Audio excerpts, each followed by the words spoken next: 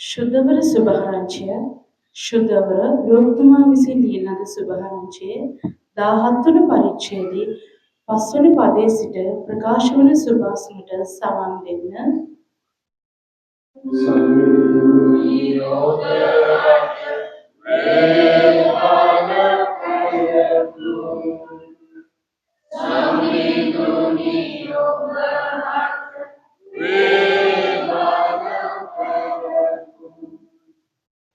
එවිට ප්‍රේරිතයෝ කතා කොට අපේ ඇදහිල්ල වැඩි කළ මැනවයි සමිධානන් වහන්සේට කීහ.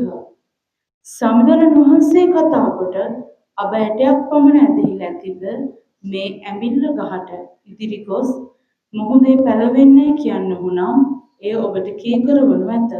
එහෙත් ඔබ අතරේ යමෙකුට සීසාන හෝ බැටළුවන් බලන හෝදාසියක සිටී නම් කෙතේ සිට ආකල වහම ඇවිත් කෑමට ඉඳගන්නේ කියන්නේහිද? එසේ නොව මට කෑම බීම පිළියෙල කොට ඇඳගෙන ලෑස්ති වී කාවී නිම වනතුරු මට උපස්ථාන කරන්න. ඉන්පසු ඔබ කන්න බොන්න කියන්නේ නැත්නම් ඒ දාසය තමාට අනකල දේ කළ බැවින් ස්වාමියා ඔබට ස්තුති කරන්නේද නැත. එසේම ඔබත් ඔබට අනකල සියල්ල කළ පසු අපි දාසයෝය ස්තුතියක් අපට හිමි නැත. කළ යුතු දේ පමණක් අප කළෙමුයි කියන්නේ වදාළසේක. ශුද්ධවර සුභාරංචිය මෙසේය.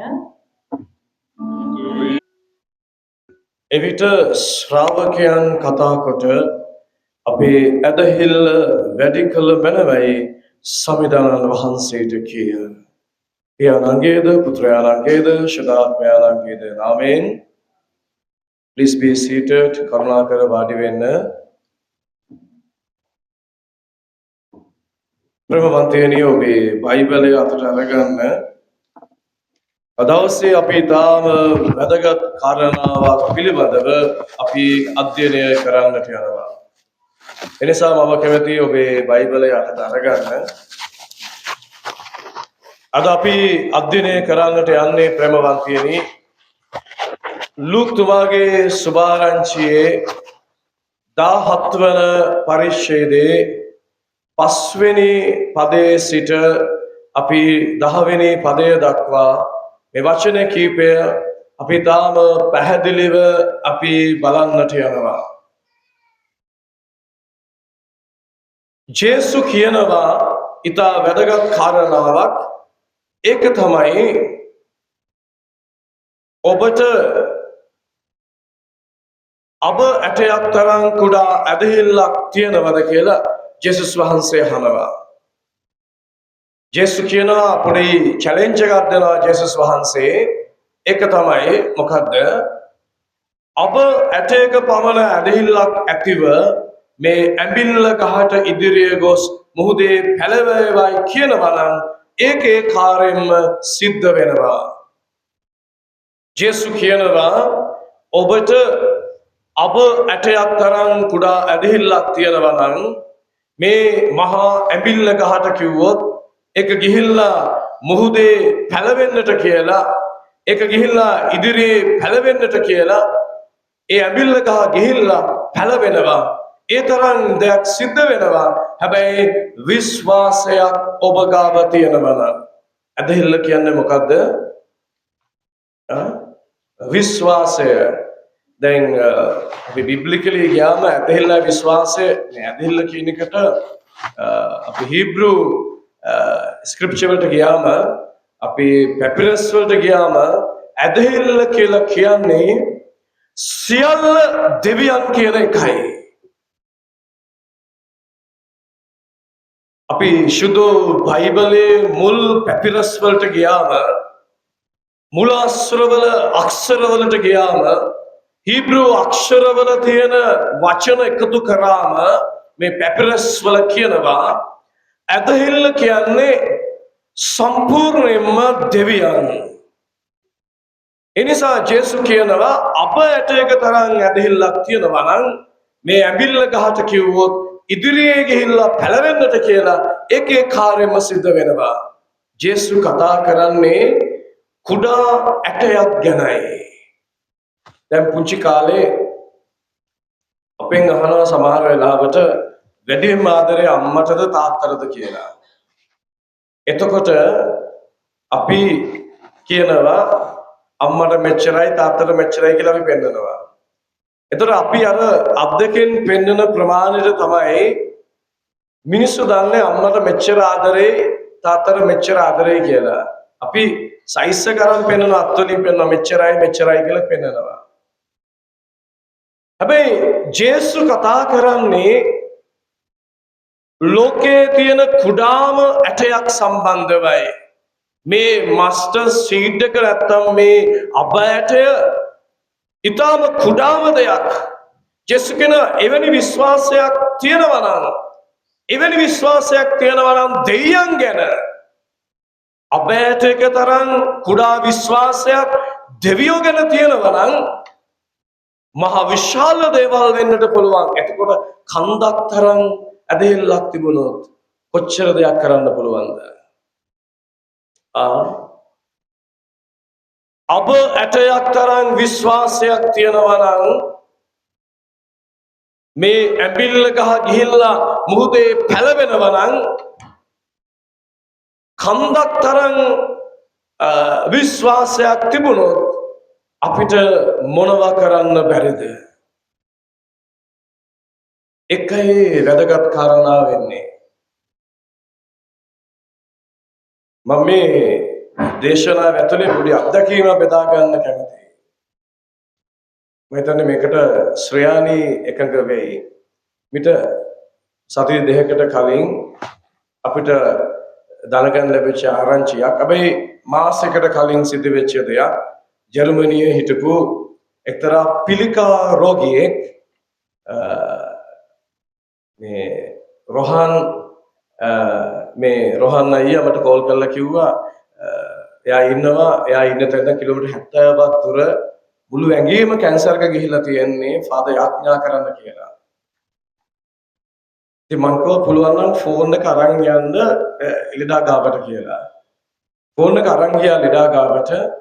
අරන් ගියාම වීඩියෝ කෝල් එකක් අරගෙන දැන් මේ යාඥා කරා. මාසයකට මම හිතන්නේ දෙකකට වගේ උඩදී.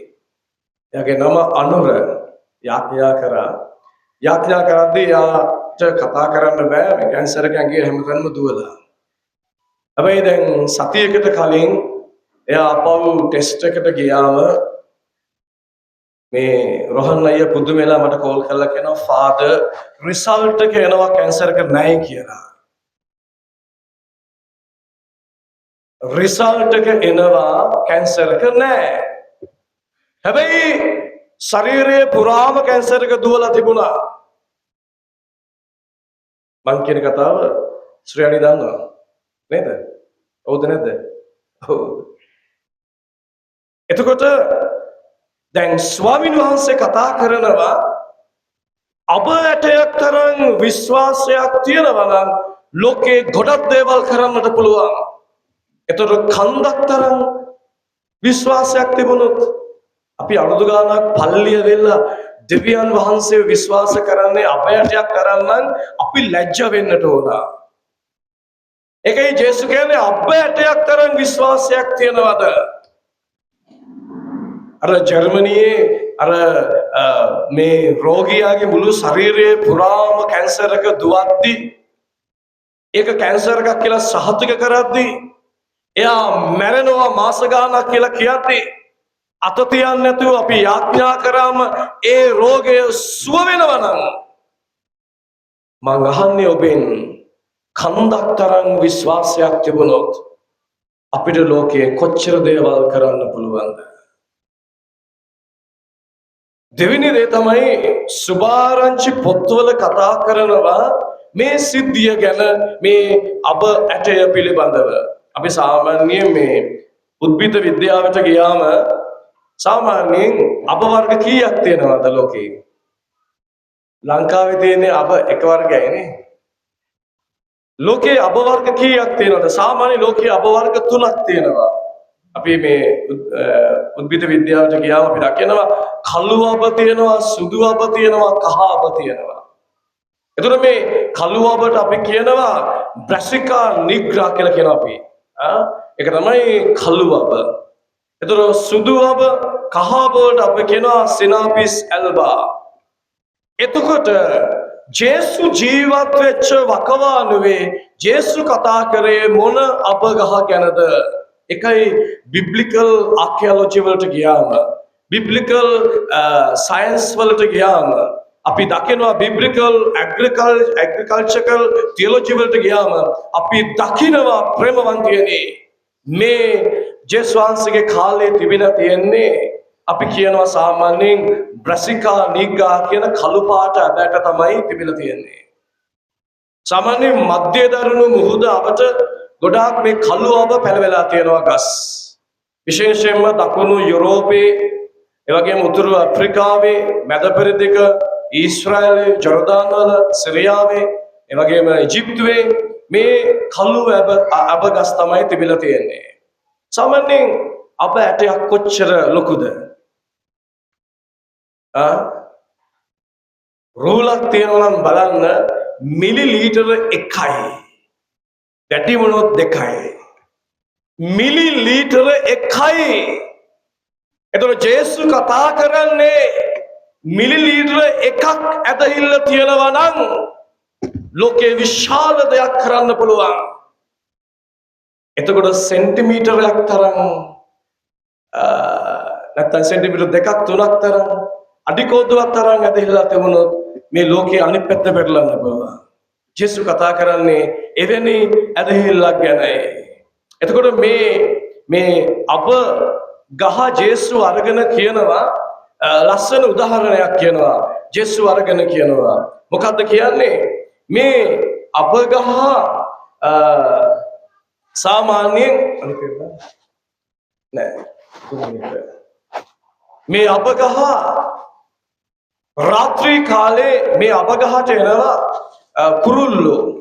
ඒ කුරුල්ලෝ ඇවිල්ලා මේ අප ගහේ රැට ලැබුම් ගන්නවා. සාමාන්‍යයෙන් අප ගහක් අඩි 8ක් 12ක් අතර උසයි අප ගහක්. එතකොට මේ අප ගහ මේ අප ගහට කුරුල්ලෝ ඇවිල්ලා ඉන්නවා. හැබැයි මේ අප ගහේ කුරුල්ලෝ ලගිනවා. හැබැයි මේ ලගින කුරුල්ලෝ ගැන විමර්ශනය කරද්දී අපිට පේන්න යනවා ඔක්කොම ලගින්නේ ඇවිල්ලා කුඩා කුරුල්ලෝ జాති තමයි එන්නේ. කුඩා කුරුල්ලෝ තමයි එන්නේ. කවුද එන්නේ? ගේ කුරුල්ලෝ එනවා අප ගහේ නවතින්නට. ගේ කුරුල්ලෝ එනවා. ඒ වගේම ෆින්ච් කියන කුරුල්ල වර්ගය එනවා. පරවියන් එනවා. ඒ වගේම රේන් කියන කුරුල්ල එනවා. වොබ්ලර් කියන කුරුල්ල එනවා. ස්ටාලින් කියන කුරුල්ල වර්ගය එනවා. ලාක්ස් කියන කුරුල්ල වර්ගය එනවා. මේ කුරුල්ල විද්‍යාවට ගියාම මේ කුරුල්ලෝ ඇවිල්ලා කුඩා කුරුල්ලෝ, පුංචි කුරුල්ලෝ. හැබැයි මේ අප ගහේ රාජාලියෝ ලැග්ගේ නෑ ඇවිල්ලා. ඒ නිසා පල්ලිවල රාජාලියෝ ඉන්න බෑ. පල්ලි ඇතුලේ රාජාලියෝ ඉන්න බෑ. අප ගහේ හිටියේ කුඩා කුරුල්ලෝ. හැබැයි මේ කුරුල්ලෝ විවිධ ජාතීන් වල කුරුල්ලෝ. ගේ කුරුල්ල අයිති වෙන්නේ එක ජාතියකට. පරවිය අයිති වෙන්නේ එක ජාතියකට. ඒ කියන්නේ සියලු ජාතීන් ඇවිල්ලා අප ගහේ ලැබුම් ගන්නවා. අප ගහ කියන්නේ දේව රාජ්‍යයයි. දේව රාජ්‍යයේ ඕනෑම ජාතියක සිංහල වෙන්න පුළුවන්, දෙමළ වෙන්න පුළුවන්, ඉගෙනගත්ත කෙනෙක් වෙන්න පුළුවන්, ඉගෙනගත්ත නැති කෙනෙක් වෙන්න පුළුවන්, පොහොසත් කෙනෙක් වෙන්න පුළුවන්, දුප්පත් කෙනෙක් වෙන්න පුළුවන්. මේ හැම කෙනෙකුටම දේව රාජ්‍ය පොදුයි. එකයි කතා කරන්නේ. ඒ කියන්නේ සිංහල මිනිසුන්ට, බෞද්ධ මිනිසුන්ට, ඉස්ලාම් අයට, මේ මහ පොළොවේ ජීවත් වෙන හැම මිනිසෙකුටම දේව රාජ්‍ය පොදුයි. දේව රාජ්‍ය ඇවිල්ලා ස්වර්ගයට යන්න පුළුවන් ක්‍රිස්තියානියට විතරද? එහෙනම් දෙවියන් වහන්සේ හදලා තියෙන එකක් ක්‍රිස්ටියන්ස් කියලා. අපි බිබ්ලිකල් ලිබරේෂන් තියොලොජිට ගියාම කියනවා නෑ. මහ පොළොවේ හැම දරුවෙක්ම දෙවියන් වහන්සේට අයිති. එතකොට මේ මහ පොළොවේ හැම මිනිස්සෙකුටම දේව රාජ්‍යරුමයි ඒක පෙන්වන්නයි ජේසු කියන්නේ අප ගහේ විවිධ කුරුල්ලෝ ඇවිල්ලා ලගිනවා. විවිධ කුරුල්ලෝ ඇවිල්ලා ලගිනවා. ඒ කුරුල්ලෝ හැම ජාතියෙම කුඩා කුරුල්ලෝ. හැබැයි ඒ හැම කුරුල්ලෙක් තුලම ස්වාමීන් වහන්සේ කතා කරන හැම ජාතියකටම හැම මිනිස්සෙකුටම හැම කෙනෙකුටම දේව රාජ්‍ය පොදුයි. ඒකයි කතා කරන්නේ. ඒ කියන්නේ දෙවියන් වහන්සේ ක්‍රියා කරන්නේ බලවතුන් තුල නෙමෙයි. සුදවන්තයි කියන මිනිස්සු හරහා ක්‍රියා කරන ලෞකික බලය හරහා නෙමෙයි. දෙවියෝ කතා කරන්නේ ආන්ත්‍රීකරණ ලක්ෂණ නිහතමානී අය පිළිබඳවයි පෞකාරීන් පිළිබඳවයි. කුරුළු ලෝකෙට ගියාම ගේ කුරුල්ලට ලොකු තැනක් නැහැ. කුරුළු ලෝකෙට ගියාම ස්ටාලින් කියන කුරුල්ලට ලොකු තැනක් නැහැ. චූටි කුරුල්ලෝ. හැබැයි දෙවියෝ කියනවා දේව රාජ්‍යයට එන්න නම් නිහතමානී වෙන්නට ඕන. දේව රාජ්‍යයට එන්න නම් කුඩා මිනිස්සෙක් වෙන්නට ඕන. අපි ගාව තියෙන ලොකු අර හෙල්මට් එක ගලවන්න ඕන. අපි හිතන්නේ අපි ලොකු පොරවල් කියලා ඒක ගලවන්නට ඕන. ගලවලා අපි චූටි කෙනෙක් වෙනවා නම් දේව රාජ්‍යය ඇතුළට අපිට එන්නට පුළුවන්. ඒකයි මම කිව්වේ පල්ලිවල රාජාලියෝ ඉන්න බෑ. පල්ලිවල රාජාලියෝ ඉන්නට බෑ. ස්වාමින් වහන්සේ කතා කරනවා අපිට මොනවා ගැනද කතා කරන්නේ? දේව රාජ්‍ය මහ පොළොවේ හැම කෙනෙකුටම පොදුයි. එනිසා අපිට වගකීමක් තියෙනවා ඒ දේව රාජ්‍යයට යන දරුවන් විදියට විශ්වාසයක් ඇති කරගන්නට. අර ජර්මනි ආඥා කරපු කෙනා මම අදටත් දන්නවා එයා ක්‍රිස්තියානිද කියලා. ශ්‍රේයානි නෑනේ, ක්‍රිස්තියානි නෙමෙයි. ශ්‍රේයානි කියනවා ක්‍රිස්තියානි නෙමෙයි. මම අදටත් දන්නේ දෙවියන් වහන්සේ අහුවද යා ක්‍රිස්තියානි කිද කියලා. දෙවියන් වහන්සේ අහුවද යා බෞතිස්මෙලාද තියන්නේ කියලා නෑ. හැබැයි යාඥාවට ස්වාමීන් වහන්සේ මුළුමනින්ම සුව කරනවා. එනිසා ඔබේ වචන දේව රාජ්‍ය වර්ධනය කරන්නට ඕන. ඔබේ හිනාව දේව රාජ්‍ය වර්ධනය කරන්නට ඕන. ප්‍රේමවන්තයනි, එනිසා ස්වාමීන් වහන්සේ කතා කරනවා මේ කාර්යයන් කරන්නට. ජෝබ් බලන උදාහරණයක් විදියට බයිබලේ ජෝබ්ගේ දරුවෝ ටික ජෝබ්ව අතහැරලා යනවා. පුතු 7ක් හිටියා 7ම අතහැරලා යනවා. දුවලා 3 දෙනෙක් හිටියා 3 දෙනාම අතහැරලා යනවා. හැබැයි සමාජය හිතන්නේ මිනිස්සු හිතන්නේ ජෝබ් ඇවිල්ලා කාලකන්ණියෙක් කියලා, ශාපයක් කියලා, පෞකාරයෙක් කියලා. බයිබලේ කියනවා ජෝබ්ට විවිධාකාර පීඩාවන් ආවා. හැබැයි දෙවියන් වහන්සේ ජෝබ් සමග ඉඳලා විශාල කාර්යයක් කරනවා. අපි ගත්තොත් එහෙම කාර්ය මේ ඉන්නේ මග්දලාවේ මරියා. මග්දලාවේ මරියාගේ චරිතය එච්චරම හොඳ නැහැ. මග්දලාවේ මරියාට හොඳ සුදුසු චරිතයක් තිබුණේ නැහැ. මග්දලාවේ මරියා කියන්නේ යක්ෂාත්ම 7ක් තිබ්බ කෙනෙක්. එතකොට තියෙන්නේ නැති කාමිත්‍යාචාරකම, වෛශාකම, හොරකම, දුෂ්ටකම, පලිගැනීම. බයිබලේ කියනවා යක්ෂාත්ම 7ක් එක්ක හිටියා මග්දලාවේ මරියා. හැබැයි ජේසු ඇය වෙනස් කරන විතරක් නෙමෙයි. ජේසුගේ උත්ථානයේ පළවෙනි සාක්ෂිකාරිය ඇයයි. අද ලෝකෙට ගත්තොත් ජේසුස් වහන්සේගේ උත්ථානයේ පළවෙනි සාක්ෂිකාරිය මග්දලාවේ මරියයි. පේදුරු නෙමෙයි. ළඟ හිටපු ගෝලියෝ නෙමෙයි. පළවෙනි සාක්ෂිකාරිය මග්දලාවේ මරියයි. ඒ නිසා දිලින්දන් තුලින් අසරණයන් තුලින් තමයි දෙවියන් වහන්සේ ක්‍රියාත්මක වෙන්නේ. බැරි මිනිස්සු තුලින් අසරණකම් තුලින් තමයි දෙවියන් වහන්සේ ක්‍රියාත්මක වෙන්න පටන් ගන්නෙ. අනිත් කෙනා තමයි රාහබ්. රාහබ් කියලා කියන්නේ වෛශ්‍යාවක්. හැබැයි රාහබ් කියන්නේ ඊශ්‍රායල් ජාතියේ කෙනෙක් නෙමෙයි. අන්‍ය ජාතික කෙනෙක්. හැබැයි රාහබ් කියන්නේ වෛශ්‍යාවක්, ගණිකාවක්. හැබැයි දෙවියන් වහන්සේ පොරොන්දු දේශය දෙන්නට ජොසුවා එක්කෙන ඔත්තුකාරීන්ට මඟ පෙන්වන්න ඒ සැලසුම හදන්නේ රහප්පු අරගෙනයි දෙවියෝ අයින් කරේ නෑ වෛශ්‍යාවක් කියලා. දෙවියෝ කිව්වේ නෑ එයා වෛශ්‍යාවක් ගණිකාවක් එපයි කියලා. ඒ නිසා රහප් කියන මුළු බයිබලයේ තියෙන ලොකුම වචනය, මේ බයිබලයේ තියෙන ලොකුම දේ රහප් කියනවා. මොකද්ද කියන්නේ? රහප් කියනවා ජොෂුවා දෙවෙනි පරිච්ඡේදයේ 11 වෙනි පදයේ කියනවා ඔබේ දෙවියන් වහන්සේ ඉහළ අහසේද පහළ පොළොවේද දෙවියන් වහන්සේය. ආබ්‍රහම් මේක කිව්වේ නෑ. මෝසෙස් මේක කිව්වේ නෑ. මේක කිව්වා පැහැදිලිවම මේ රහප් කියන වෛශ්‍යාව කියනවා ඔබේ දෙවියන් වහන්සේ ඉහළ අහසේද පහළ පොළොවේද දෙවියන් වහන්සේ. එනිසා ස්වර්ග රාජ්‍ය ආරම්භ වෙන්නේ කුඩා තැනකින්. දේව රාජ්‍ය ආරම්භ වෙන්නේ කුඩා තැනකින්. එනිසා ක්‍රිස්තියානිය තුල ලේබල් ගහන්න බෑ. ක්‍රිස්තියානිය තුල ලේබල් ගහන්න බෑ.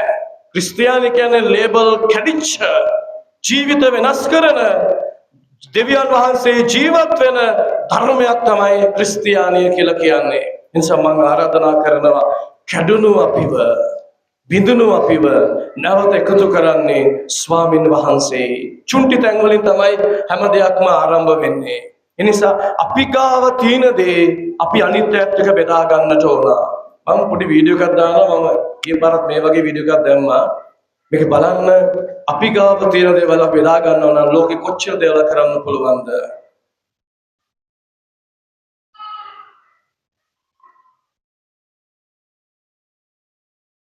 It's like you and me.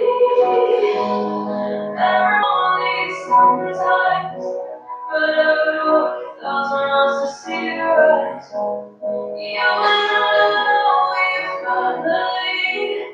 Oh, man, let's escape all this reality. You are my symphony, but you're so angry. You are my energy, my guiding light. We are united.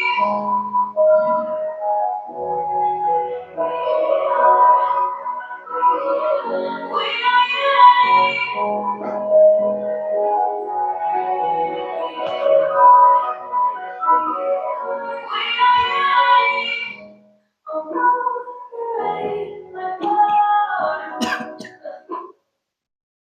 අපි කොච්චර අපේ ගෙවල් වල කෑම නාස්ති කරනවද? අපි දේව රාජ්‍ය දිහා බලන මිනිස්සු විදියට බලන්න ලෝකේ කෑම නැතුව කොච්චර සෙනග ජීවත් වෙනවද? පුංචි දරුවෝ දහස් ගණනක් මැරෙන්න යනවා කෑම නැතුව. අපි පල්ලිය ඇවිල්ලා කෑම කාලා අපි කොච්චර කෑම නාස්ති කරනවද? හැබැයි ශුද්ධ බයිබලයේ කියනවා දේව රාජ්‍ය කියන්නේ මේගොල්ලෝ දේව රාජ්‍ය දරුවෝද අපාය දරුවෝද? මේ යක්ෂයාගේ දරුවෝද? ඔයයි මායි වගේ අත් දෙකක් තියෙන බඩගින්න දැනෙන ඇස් දෙකක් තියෙන අය. ඔයාට වගේම වතුර පිපාස දැනෙනවා. ඔයාට වගේම බඩගින්න දැනෙනවා. දේව රාජ්‍ය කියන්නේ ජේසුස් කියනවා අප ගහ වගේ හැමෝටම දේව රාජ්‍ය පොදුයි. එනිසා අපි ගාව තියෙන දේ බෙදා ගන්නට ඕන. ක්‍රිස්තියානිය කියන්නේ බදාගත ජීවිතයක් නෙමෙයි බෙදාගත ජීවිතයක්. එනිසා ආරාධනා කරනවා ශුද්ධ බයිබලයේ ආරාධනා කරනවා ඔබට ජීවිත වෙනස් වෙන්නට. එනිසා අපි නැගිට අපි ස්වාමීන් වහන්සේට මේ ගීතිකාව අපි ගායනා කරන්න යනවා. ඔබ මගේ සිතට ඇවිදින්. ඔබ මාහට මාව නතු කර ගනිමින් මගේ අයිතිය ඔබ වෙත ගනිමින් මගේ සිත හැදුවේ දෙවි සමිඳුන්. අපි කියන්න යනවා ජේසුනි මාව කැඩුවේ ඔයයි. ජේසුනි මාව හැදුවේ ඔයයි. ජේසුනි මාව මිදුවේ ඔබ වහන්සේමයි. අපි ස්වාමීන් වහන්සේට මේ ගීතිකාව අපි ශබ්ද නගා ගායනා කරමු. දෑත්‍ය රොසවලා අපි ගායනා කරමු.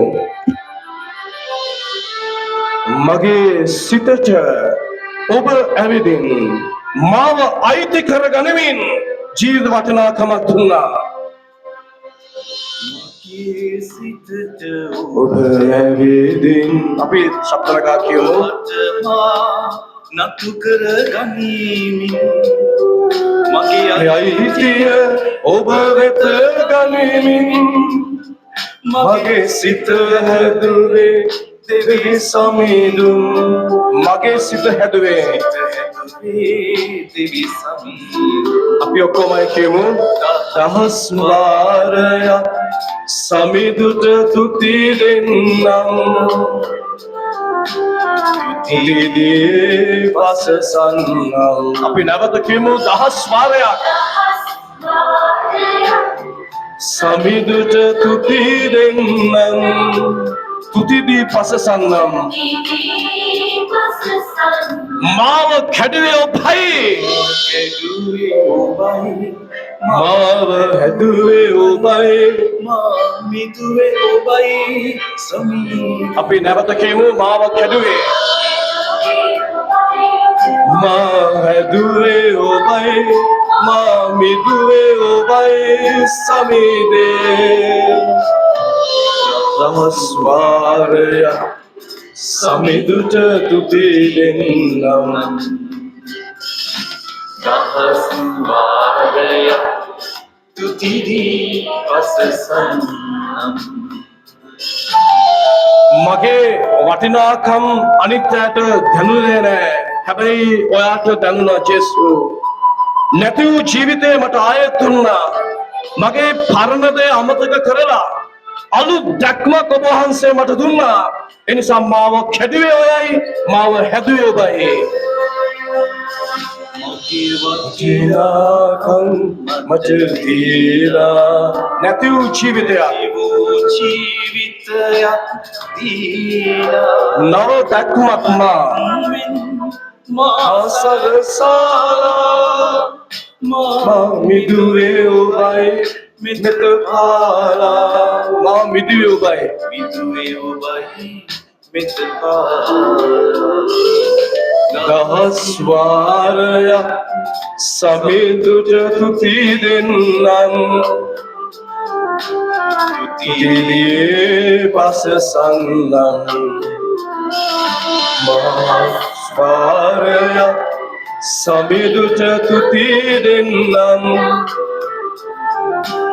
තුතිදී පසසන්නම් මා කැඩුවේ ඔබයි මා හැදුවේ ඔබයි මා මිදුවේ ඔබයි සමිඳේ මා කැඩුවේ ඔබයි මා හැදුවේ ඔබයි